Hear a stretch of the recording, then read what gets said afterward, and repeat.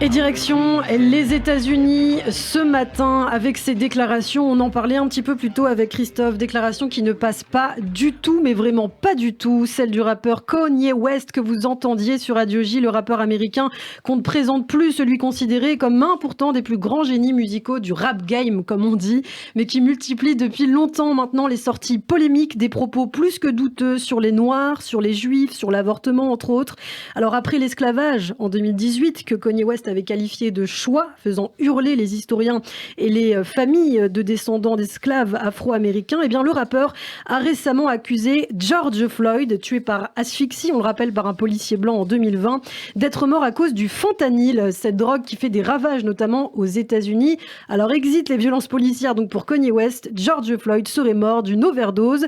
Depuis, la famille de George Floyd a annoncé attaquer en justice le rappeur. Mais ce n'est pas tout et c'est pour ça qu'on en parle sur Radio J. Récemment également dans un podcast musical, la star du rap s'est allée à de nouvelles affirmations antisémites.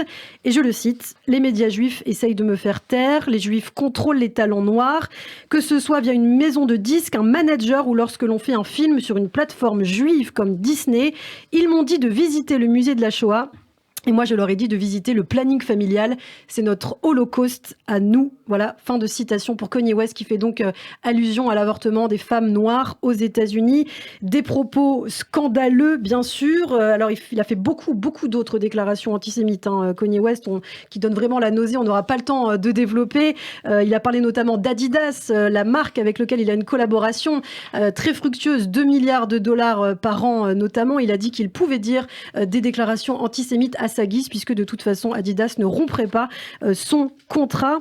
Alors, il faut le préciser aussi, l'artiste afro-américain est connu pour ses prises de position très marginales. Il avait dit, rappelez-vous, qu'il se présenterait aux élections présidentielles américaines. Il a plusieurs fois apporté son soutien public à Donald Trump et dernièrement, il a arboré lors de la Fashion Week des t-shirts White Lives Matter en référence au mouvement des Black Lives Matter. Alors, provocation ou réelle maladie mentale? On se pose la question sur Radio J. Depuis, en tout cas, le rappeur multiplie les apparitions dans les médias pour essayer d'expliquer, entre guillemets, ce qu'il a voulu dire, plutôt tenter de noyer le poisson en transformant ses propos orduriers en quelque chose de plus positif, notamment lors de son interview cette semaine avec le journaliste Piers Morgan. Il a notamment expliqué qu'il voulait en fait embrasser chaque personne juive et qu'il était jaloux de beaucoup d'aspects de la culture juive. Je suis envieux, je cite, de la manière dont ils n'avortent pas leurs enfants. Je suis envieux de la manière dont ils ne se tirent pas dessus entre eux et après font des raps sur ce sujet. Je suis jaloux de comment leur famille reste soudée, de la manière dont ils éteignent leur téléphone le vendredi soir, ça n'a absolument aucun sens, et se rassemblent en famille. Je suis envieux de la manière dont ils font du business ensemble et je veux ça aussi pour les Noirs. Je veux ça pour notre communauté. Nous avons besoin de ça. Voilà ce qu'a dit Kanye West et je vois les réactions en studio de Christophe et de Karen Noblinski qui nous a rejoint. Ça vous inspire quoi, tous ces propos, les amis? Sans commentaire. Sans commentaire, no comment. Et oui, de bons gros clichés donc sur la communauté juive américaine, mais aussi sur les Noirs, qui seraient donc incapables, selon le rappeur américain, d'être soudés. Et ce sont des propos en fait dangereux, malgré ce qu'on pense. Si on pense que ça ne va pas, que finalement ce sont des propos isolés, eh bien ce n'est pas le cas, puisqu'à Los Angeles, on a pu voir que le rappeur avait des adeptes néo-nazis sur la route 405, notamment sur la côte ouest. Des bannières ont été déployées affirmant « Kanye is right about the Jews ».